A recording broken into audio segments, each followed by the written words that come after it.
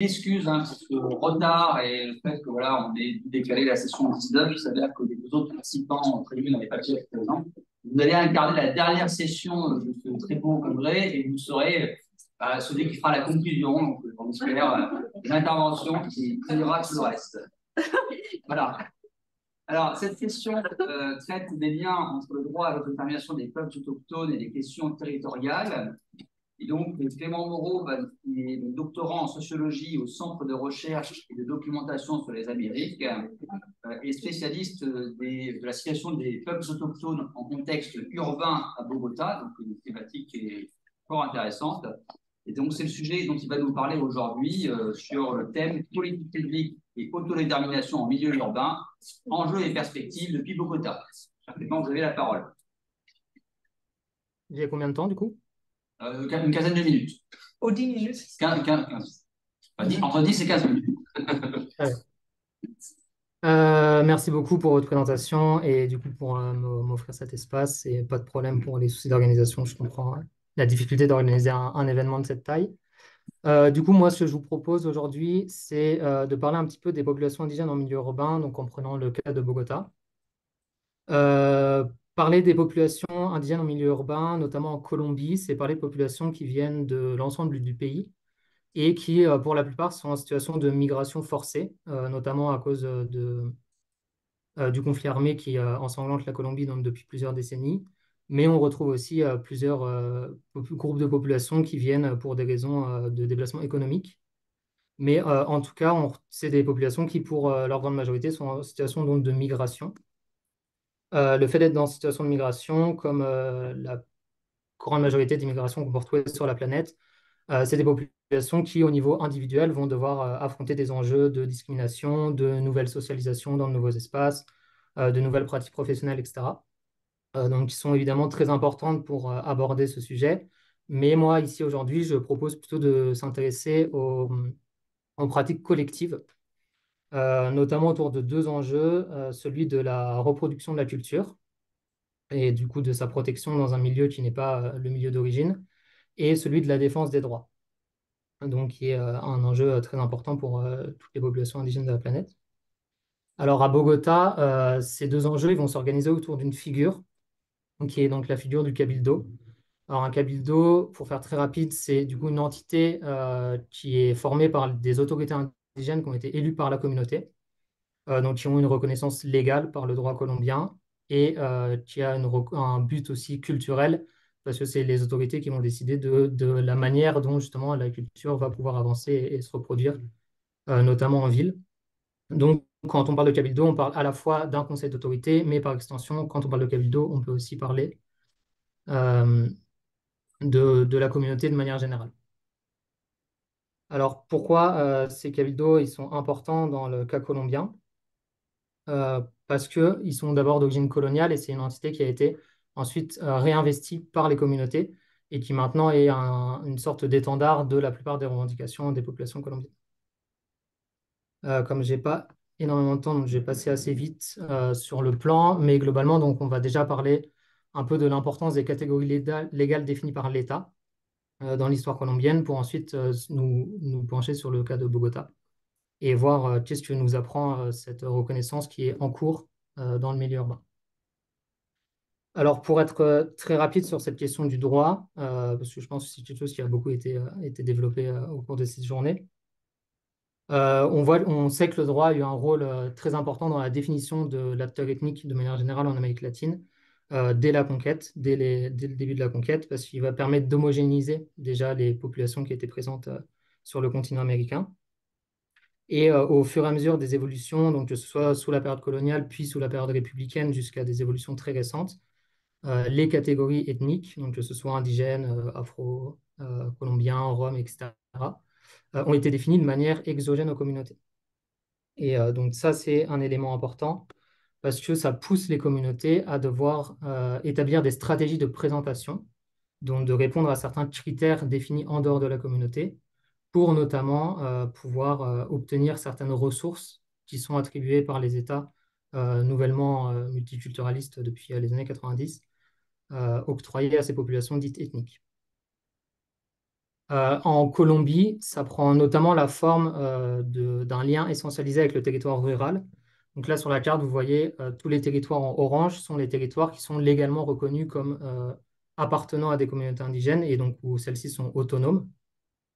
Donc déjà, ça, c'est un premier point. Et le deuxième point, c'est que du coup, elles reçoivent des subsides de l'État, comme toutes les autres entités territoriales, donc dépendant du nombre d'hectares et du nombre d'habitants. On peut voir que sur cette carte, c'est des territoires qui sont principalement périphériques, notamment en Colombie, tout le sud qu'on voit en orange, en fait, c'est toute la partie amazonienne, et toutes les parties pointillées, c'est des parties de jungle humide ou des parties de montagne, mais qui sont historiquement des territoires qui sont assez périphériques pour la République colombienne et qui sont souvent justement des territoires de conflit qui ont longtemps été abandonnés par l'État, ce qui pousse certaines personnes, enfin, certains chercheurs, à dire qu'en fait la reconnaissance des territoires indigènes est aussi une manière pour l'État colombien de se décharger de la responsabilité de la gestion de ces territoires face aux acteurs armés. Donc en tout cas, on voit que donc, ces resguardos, comme on les appelle en Colombie, sont ce qui va fixer d'une certaine manière dans le droit l'identité indigène, parce que jusqu'au recensement des années 2000, on ne pouvait être reconnu indigène que lorsqu'on était officiellement inscrit et recensé sur un territoire de resguardo. Et justement, ces territoires de resguardo sont gérés par les cabildos, et donc les cabildos ne sont normalement reconnus légalement que dans le cadre d'un territoire rural. Du coup, là, on voit qu'il y a une inadéquation entre la vision d'un État qui fixe de manière un peu essentialiste les indigènes sur des territoires ruraux et un contexte sociologique ces dernières décennies qui montre en fait de plus en plus d'indigènes en Colombie, mais pas seulement, dans toute l'Amérique latine, arrivent de plus en plus dans les grands centres urbains du pays, donc dans les capitales comme Bogota, mais aussi la plupart des grandes villes.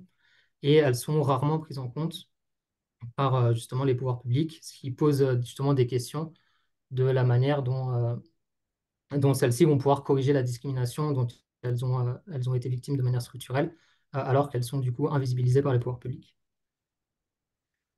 Du coup, la création de Cabildo à Bogota va être une manière pour les populations de se rassembler en communauté et de faire pression justement pour cette reconnaissance. Alors cette reconnaissance, elle a eu lieu à Bogota, notamment à travers un décret qui est très important, qui est le décret 612 de 2015, qui reconnaît ce qu'on appelle le Conseil consultatif et de concertation. Donc, il y a un conseil qui rassemble 14 cabildos qui sont présents dans la ville de Bogota au moment de sa création, des cabildos avec lesquels a été négocié ce décret et qui, du coup, instaure d'un côté un espace symbolique qui va être, du coup, ce conseil où les différentes institutions du district capitale vont pouvoir négocier autour de plusieurs sujets avec les autorités de ces différents cabildos. Et ça instaure également un espace physique. Donc, on peut retrouver en photo qui s'appelle la Casa Indigena, qui est dans le centre historique, juste à côté des institutions présidentielles, de la mairie de Bogota, etc. Qui va être aussi, donc déjà dans un premier temps un espace de réunion, donc ce qui change la perspective des rapports de force entre les populations indigènes présentes à Bogota et les pouvoirs publics, puisque maintenant c'est les pouvoirs publics qui se déplacent jusqu'à l'espace de réunion que possèdent de manière autonome les autorités indigènes, et c'est plus aux différentes autorités indigènes de devoir se déplacer dans les différentes secretarias, dans les différentes institutions. Cet espace physique, il est également important. Je ne vais pas avoir le temps de le développer là, mais parce que une des principales préoccupations des communautés indigènes qui se trouvent à Bogota, c'est dans une ville de 10 millions d'habitants, comment pouvoir se rassembler et avoir des espaces justement pour pratiquer des activités culturelles. Et donc cet espace physique de la Casa Indigena, qui va être partagé entre les différentes communautés, va permettre justement ces réunions, ces communications, ces échanges entre les différentes communautés, et va permettre au final de rendre plus forts les processus d'organisation qui sont à Bogota. Donc là, je vous ai mis la liste des 14 communautés qui sont reconnues. Et celles-ci vont pouvoir travailler avec les institutions publiques autour de 9 axes qui ont été définis. Donc on voit que c'est des choses très importantes comme l'éducation, la santé, la protection du territoire, la souveraineté alimentaire, la participation, etc.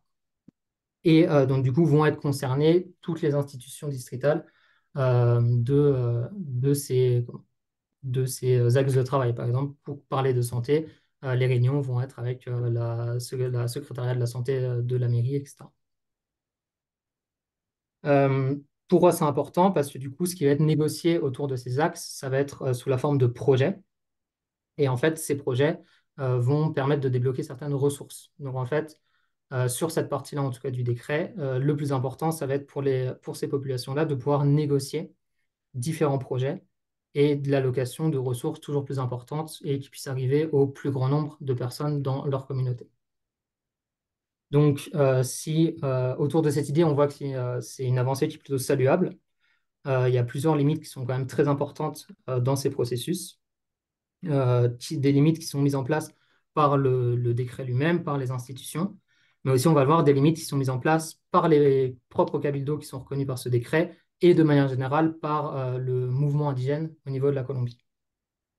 Donc déjà, une première limite que je peux citer ici, par exemple, c'est le fait qu'on ait 14 cabildos qui soient reconnus au niveau de Bogota, alors qu'on a 115 peuples indigènes qui sont reconnus au niveau de la Colombie, et on estime qu'il y en a au moins 35 qui sont présents à Bogota avec un processus d'organisation collective.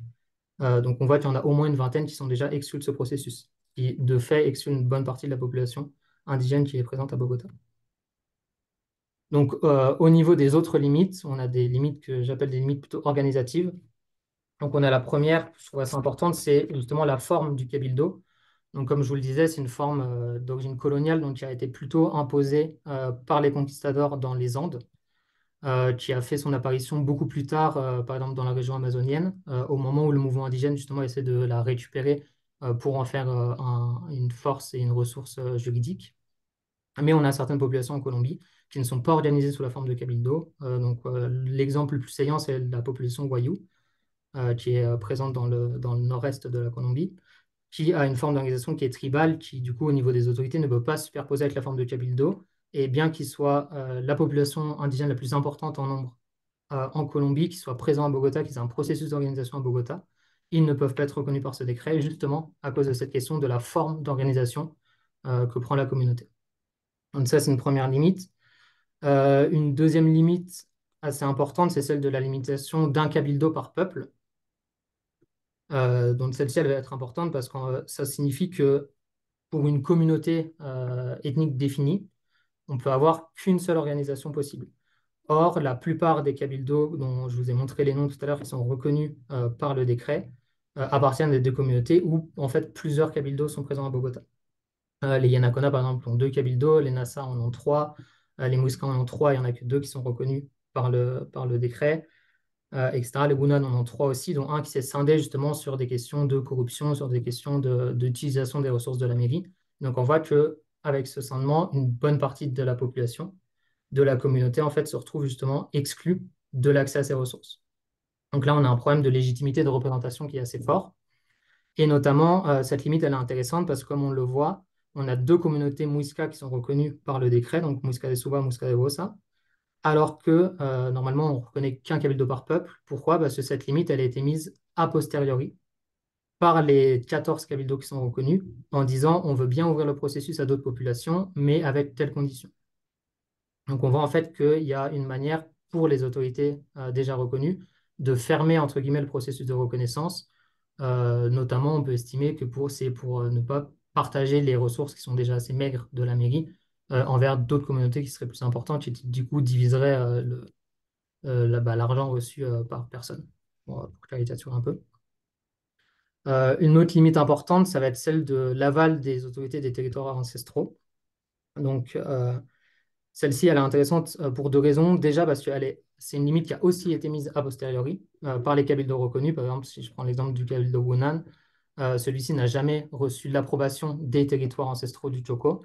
Et pourtant, ils ont pu se faire reconnaître parce que c'était une limite qui n'était pas encore en place. Et une fois que le décret est paru, les différents cabildos ont décidé que maintenant, ce serait une obligation d'être reconnu par les autorités du territoire pour pouvoir faire partie du processus.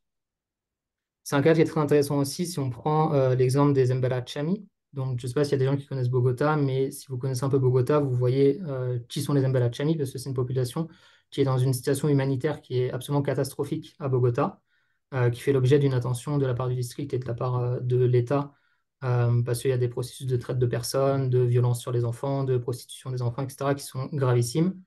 C'est ceux qu'on voit le plus souvent dans la rue en train de mendier. Et du coup, ces populations, parce que leurs autorités territoriales ont dit qu'elles n'approuvaient pas l'organisation d'une communauté Mbela Chami à Bogota, ne peuvent pas faire l'objet de la même attention que les autres cabildos en termes de projets autour des axes de travail qu'on a vus.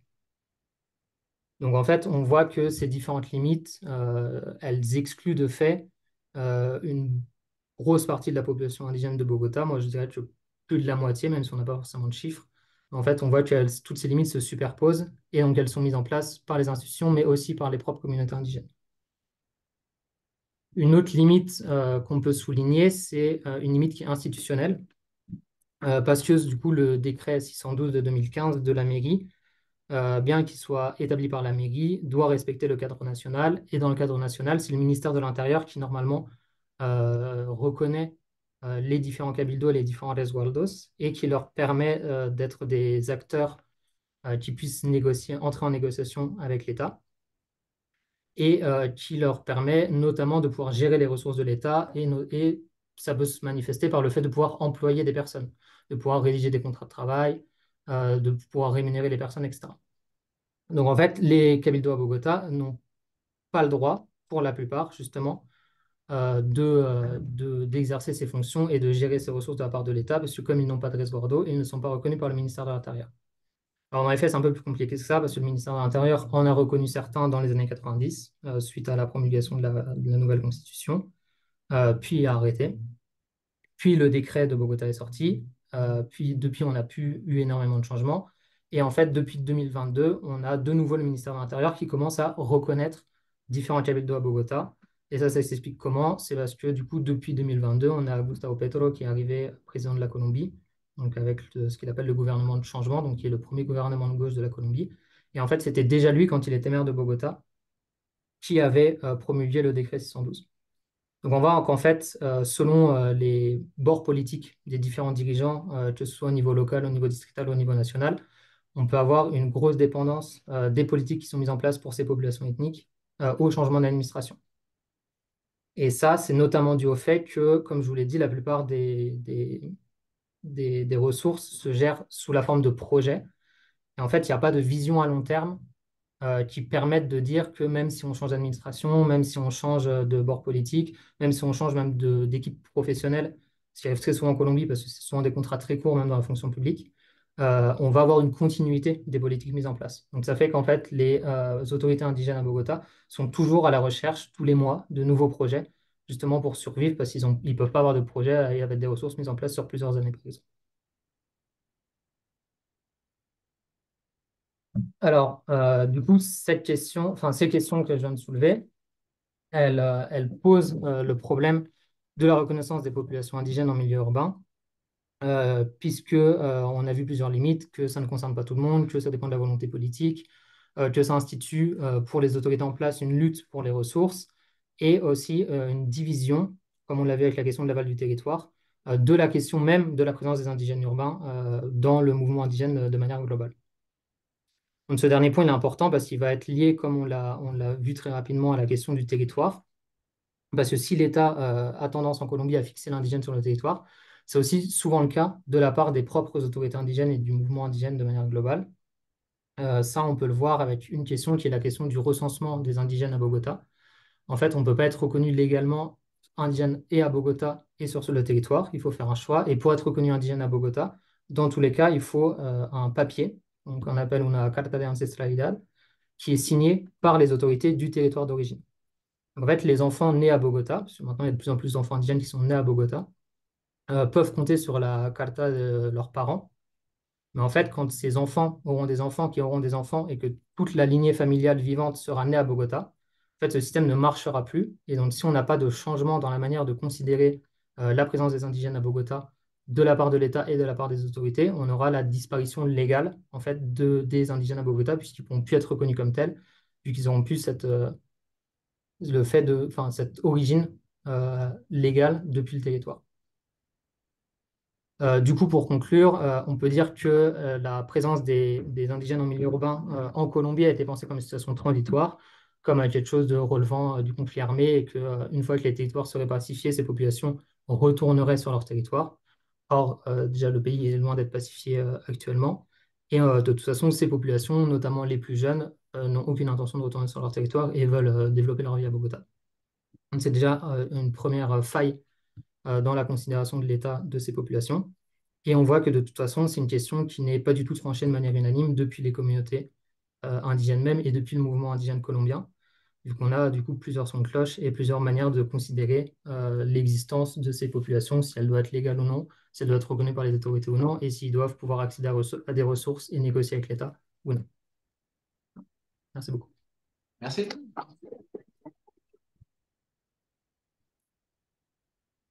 Merci beaucoup, Clément, pour cette présentation vraiment très, très riche et très intéressante qui, je trouve, clôture bien cette journée. Pablo, discussion. Ouais. Bah, merci beaucoup également, je trouve ça très clair et puis c'est un très beau cas d'étude. Donc je pense que enfin, vous avez un très beau sujet, mais vous le savez sûrement. Et avec toutes les questions que vous soulevez, ça fait effectivement une très belle conclusion pour le colloque. Bon, tout d'abord, je me permets de souligner les points vraiment importants. Alors, je trouve que c'est vraiment essentiel finalement de souligner les conflits d'appartenance, les formes d'identification qui peuvent se déplacer en passant d'un contexte rural à un contexte urbain. En plus, vous l'avez dit, on peut avoir une vision romantisée des peuples autochtones liée seulement au contexte rural. Donc, votre étude montre que ce n'est pas le cas et qu'en même temps, ça soulève des difficultés énormes. Alors, du point de vue des peuples autochtones et également du point de vue de l'État. Et ce que je trouve vraiment très bien pour conclure ce colloque, c'est que finalement, vous soulignez les deux gros acteurs qui posent problème actuellement, même s'il y en a un troisième, que sont les peuples autochtones et l'État, et surtout leurs relations. On n'a pas les compagnies privées dans la réflexion, mais elles pourraient s'ajouter sur ces problématiques-là. Et vous soulevez aussi la question du problème de l'authenticité finalement des peuples autochtones et comment l'État essaye de fixer une certaine authenticité de leur identité et qu'il a du mal une fois que finalement ils ne sont plus associés à l'image romantisée qu'on peut en avoir, qui est celle d'appartenir à un milieu rural. Donc je me demandais, est-ce que finalement, mais vous le soulignez déjà, donc c'est plus une manière de vous demander de développer un peu plus cette idée, est-ce que la reconnaissance que propose l'État du territoire autochtone finalement n'est pas une entrave à l'exercice du pouvoir sur ce territoire? Est-ce que finalement, une fois que l'État fixe une reconnaissance, il pose des frontières, il ne détruit pas finalement la possibilité d'un exercice du pouvoir sur le territoire autochtone, que ce territoire soit urbain ou rural? Et on retrouve bien, finalement, en fait, le conflit assez classique dans les approches qu'on peut avoir sur l'autonomie et l'autodétermination en général, entre une autonomie personnelle et une autonomie territoriale. Et dans la Casa Indígena, mais aussi dans les droits qui sont reconnus pour les peuples autochtones en situation urbaine, on a à la fois la volonté de leur reconnaître une autonomie personnelle, donc des droits particuliers associés à leur personne, et une autonomie territoriale par la création d'un espace de réunion où il y aurait la possibilité d'exercer certaines compétences. Et aussi, on a ce conflit-là qui se crée en milieu rural. Mais finalement, il y a certaines compétences qui se déplacent. En milieu urbain, on va peut-être plus insister sur l'autonomie personnelle et en milieu rural, plus sur l'autonomie territoriale. Et en même temps, on voit bien que la mobilisation des peuples autochtones dans les deux espaces montre que l'un n'est pas suffisant dans un certain espace et que c'est aussi le cas dans l'autre espace. Et ça, c'est très clair dans l'organisation d'un cabildo par peuple, comme vous l'avez souligné, donc il y a besoin en fait de plusieurs cabildos par peuple, et donc aussi finalement de multiplier la possibilité d'une reconnaissance à la fois de l'autonomie personnelle et de l'autonomie territoriale. Et donc je me demandais si, et c'est lié à la question que je vous ai posée sur le territoire précédemment, est-ce qu'à nouveau finalement la reconnaissance d'une autonomie par l'État n'est-elle pas une entrave à l'autonomie? Est-ce que lorsqu'on reconnaît une autonomie de la part de l'État, il y a l'idée de proposer des formes de participation qui conduisent à la neutralisation de cette participation? Dès qu'il y a des canaux de participation qui sont ouverts par l'État, on se rend compte que finalement une mobilisation commence à s'éteindre, ou finalement les revendications qui pouvaient être plus radicales au départ tendent à perdre en radicalité. Est-ce que quand vous parlez des ressources, en fait, de la distribution des ressources, du fonctionnement par projet. Bon, ça fait extrêmement bien penser à la cité par projet de la sociologie pragmatique. Donc, il y a peut-être des choses aussi à développer aussi dans le mode de raisonnement de l'État, dans le développement des projets. Est-ce que finalement, ces politiques publiques mises en œuvre par l'État ne sont pas produites pour réduire la présence de conflits et pour permettre finalement une cooptation, une neutralisation des peuples autochtones dans l'espace urbain, mais aussi l'espace rural. Et donc, c'est un peu cette grande question que je me suis moi-même posée dans ma thèse, donc c'est pour ça que je vous la pose. Malheureusement, on revient toujours à ses propres questions.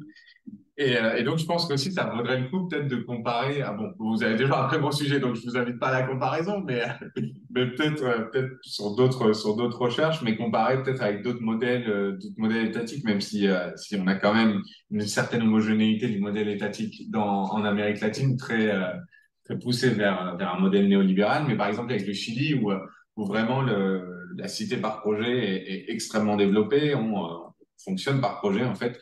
Et ça a été aussi mis en œuvre directement dans le cas des peuples autochtones, alors qu'ils demandaient une reconnaissance de droits et de mécanismes de participation assez différents de ce qui a été mis en œuvre pendant la transition démocratique. Et donc, un problème méthodologique que je me pose, donc c'est une question que je me pose en fait, mais que j'ai envie aussi de vous poser parce que je pense que votre travail la soulève, c'est comment expliquer en fait cette action de l'État.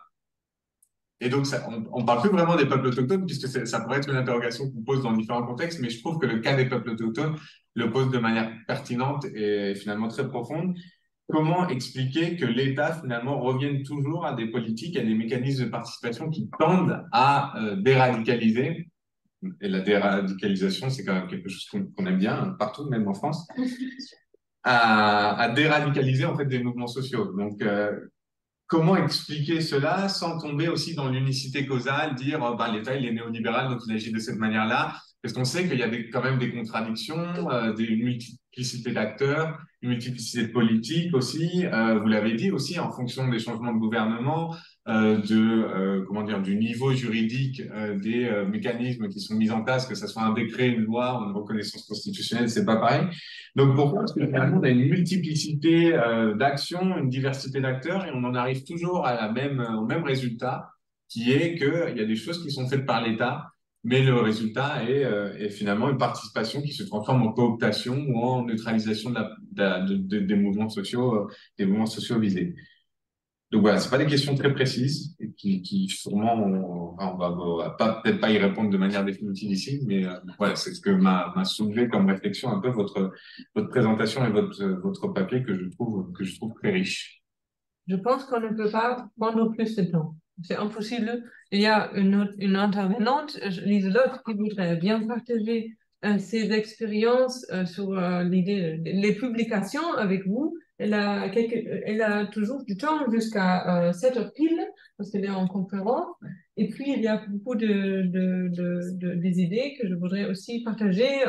Et je pense que ça... Je ne sais pas si On peut si vous laisser 5 minutes, si vous voulez. Non, on n'a pas le temps. Il est 40. 40. Alors, c'est pas possible. Sinon, vous m'envoyez un mail avec vos réflexions pour continuer la discussion. Ça serait possible. Je suis vraiment Oui, on désolé. peut faire ça. Pas de souci, non, il n'y a pas de problème. Parce que vous avez travaillé sur les mêmes sujets, non? Alors, ça serait idéal. Mais je pense que pour les autres, c'est... je sais pas. C'est difficile. Encore merci infiniment et toutes mes excuses, Clément. Voilà. Merci à vous, Clément. Désolée. Pas de souci, merci à vous. Et vous pouvez rester si vous le souhaitez pour. Très bien. Alors, Lieselotte, vous êtes là?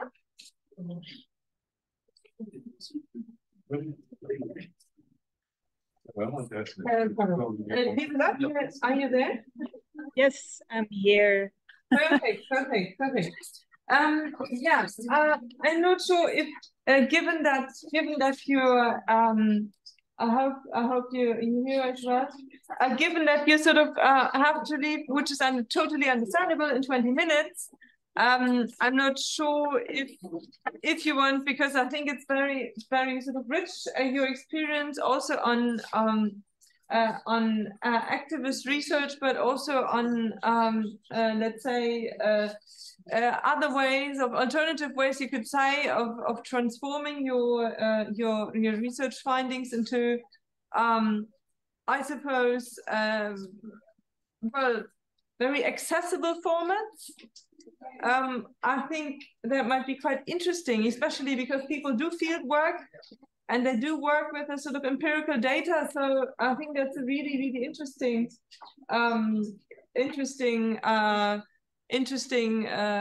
means by which you have managed very successfully to share your findings with a broader audience. So I'm wondering if that's something you could tell us more about.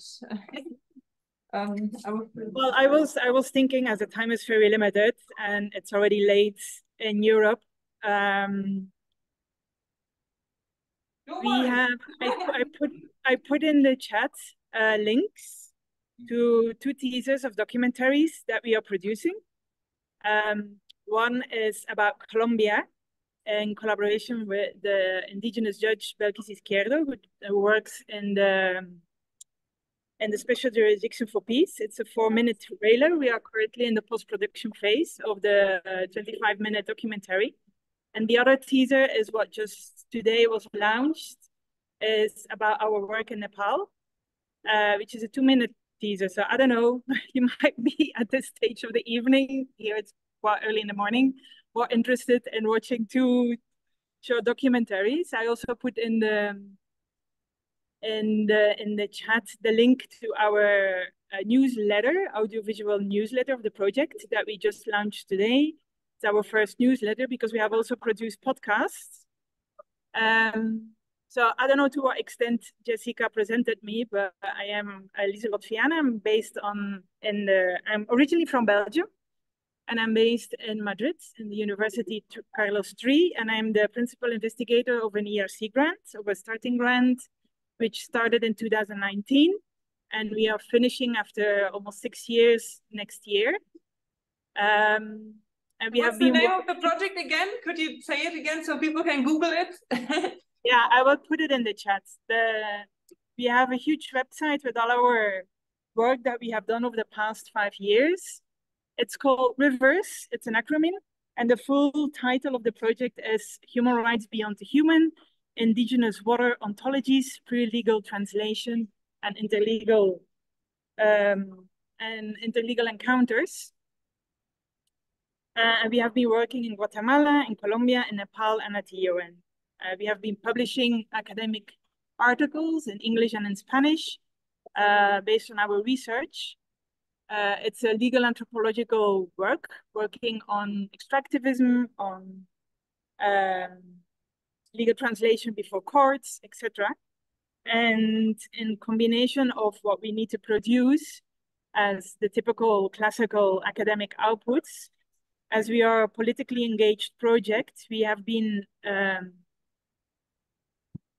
getting onto the path. I just published a blog about it, about how we can connect from academia with the bubble of policy, and through what ways, because policymakers and legal experts that are involved in all the debates about indigenous people rights, about nature, environment, ecology, rights of nature, ecocide, etc., we all know that those people don't have the time to read academic papers or book chapters or books. So we have been exploring other ways of communicating our research advances and results through audiovisual media, which is mainly podcasts and also documentary making. So this is of course possible because this is done within a big research project with a huge funding. So ERC grants, just that you know, have normally a 5-year cycle with a budget of €1.5 million. So producing podcasts, producing documentaries needs time and needs funding. Nevertheless, like I'm currently at Law and Society conference, and we have a couple of roundtables about scholar activism. What can we do? How can we produce knowledge that goes beyond the more rigid academic outputs, which is at the end very limited in its reach or outreach. Let's be honest about that. And that might be sometimes very frustrating, no? That you put so much effort in an academic paper, you're finally happy that it's get published, but if you then see how many people read it, then that might create a lot of frustration. That's unfortunately the reality. So it depends. I mean, I consider myself more as an activist scholar. I'm also a first-generation scholar, and that's one of my motivations, to find other ways of producing academic knowledge. So I have only 10 minutes left. I don't know, I put it in the chat, Jessica. So we have a YouTube channel with the project. I will also put you the website. And maybe you can just share with the group the website and the YouTube channel with all our outputs, also the teasers. So the documentaries, it's a twin series, one about Colombia, one about Nepal, which normally will be finished next year. It's a 25-minute documentary each. Will be always in English and in Spanish available.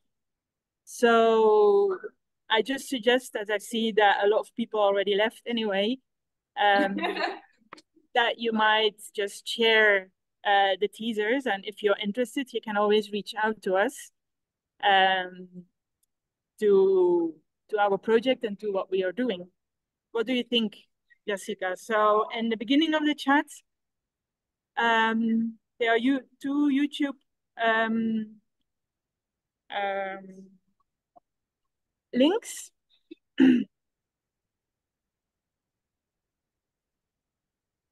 So maybe instead that I project it from my computer with not such a good sound, you can watch it on your own, or I don't know, screen it bigger.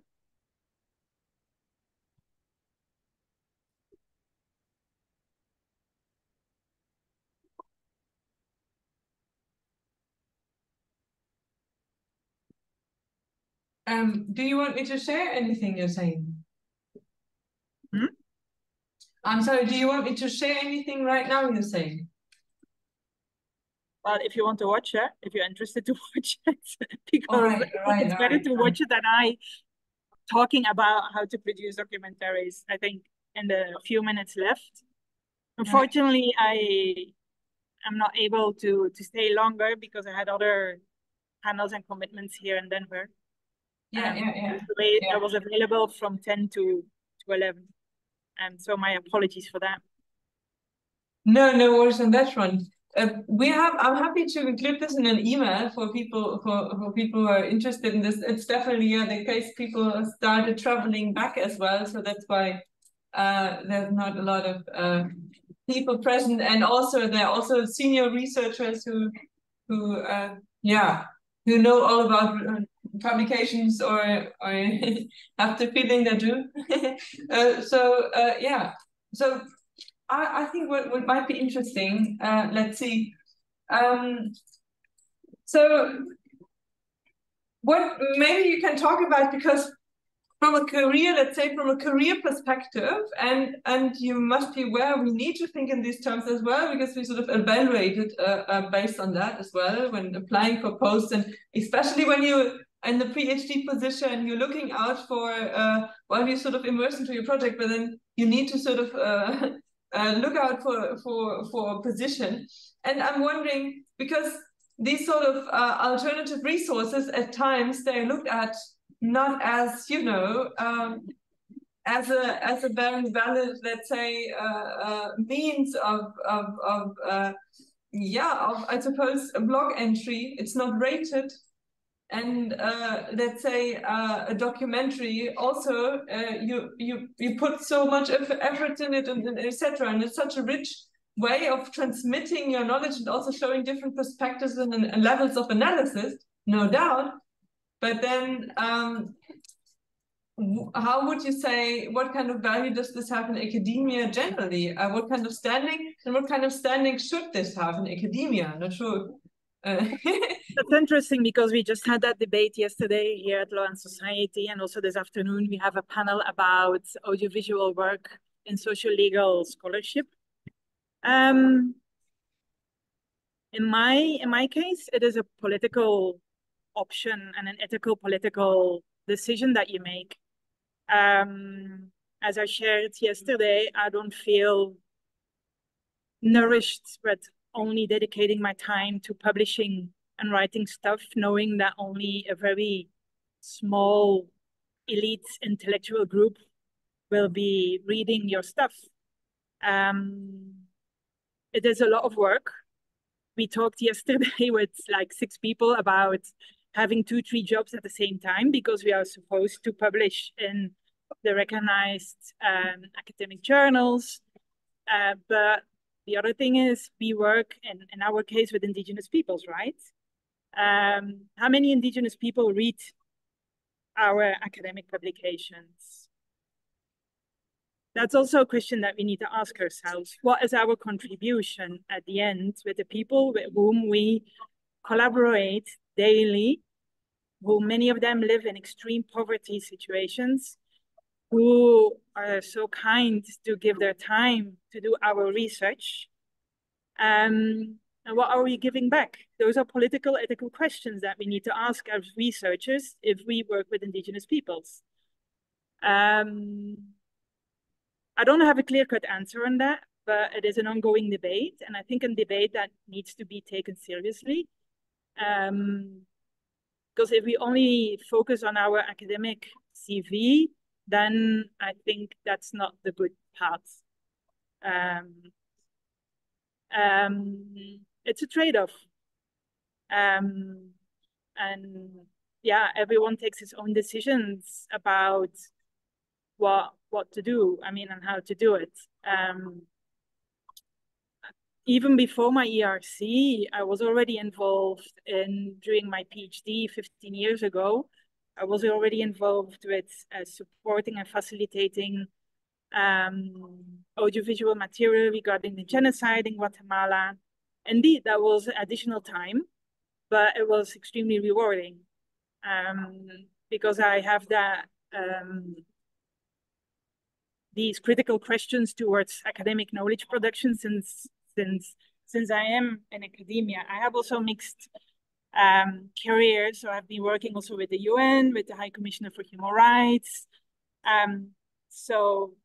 But that's a personal decision that we all need to make, what kinds of research that you want to do and how you feel about it. But this is my career decision, and that it's not valued, that depends, because like now with my ERC, the ERC, why do they give this big grants? Is to do innovative, groundbreaking work.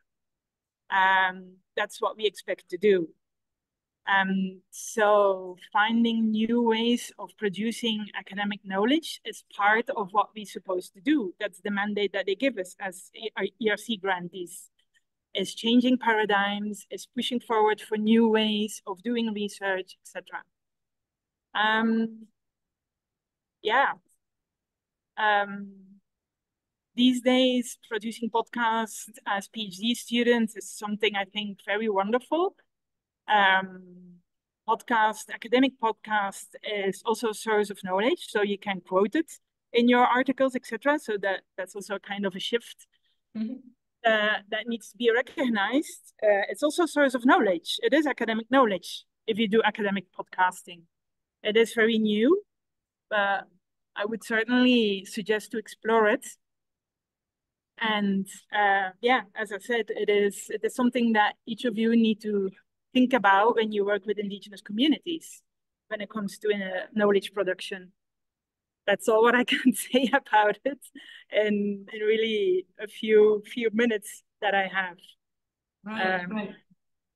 It's maybe a bit more provocative that you think about why are you doing the research that you're doing? What is that you want to contribute and how you want to contribute it? It's more an invitation to the younger generation to think about that.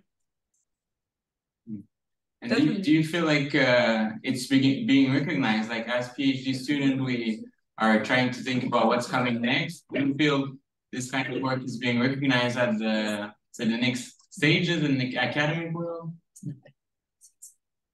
Well, the documentary making was part of the research project's proposal that with the Rivers Project.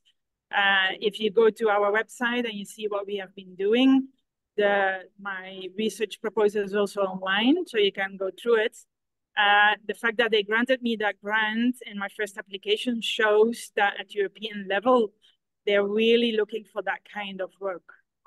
Previously, I was a Marie Curie postdoctoral fellow with a 2-year project. Also there, I had already policy impact outputs included.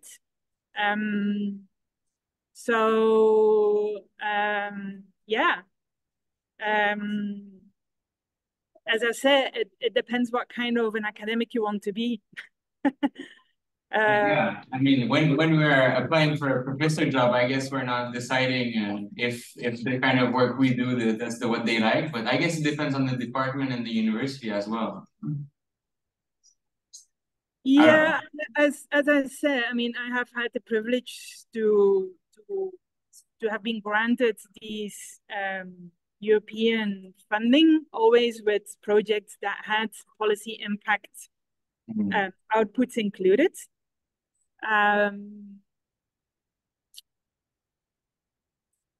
Yeah, what can I say? As I said, it depends on what kind of an academic you want to be, what kind of interest that you have. I'm not a desk researcher. I'm not a philosopher of law.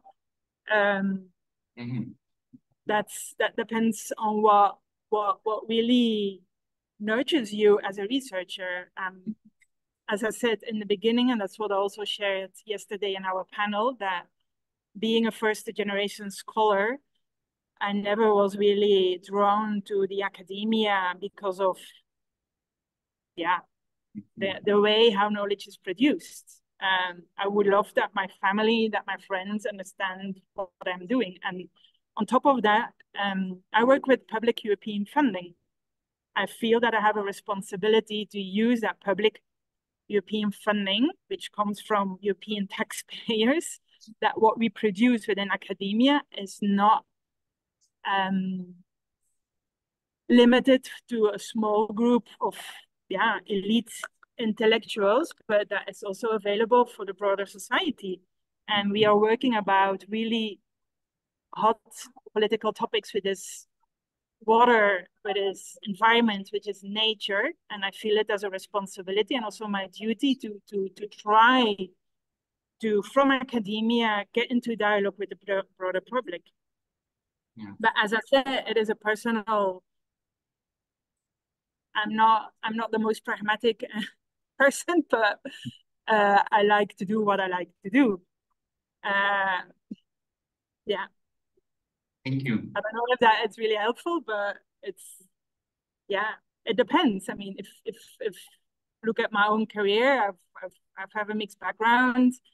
I've done policy work, and nevertheless, I'm a Marie Curie postdoc. I'm an ERC grantee, so yeah. And if we might get back, I do understand the question and where you come from, but it's a decision that you need to make. What kind of researcher and what kind of Messieurs, nous vous informons que le bâtiment va fermer ses portes dans quelques minutes. Merci de bien vouloir commencer à vous diriger vers les sorties. Okay, it seems that you need to close too, so... Thank you for starting to go to the exit. It does that on Friday evenings because it closed everything earlier. Yeah.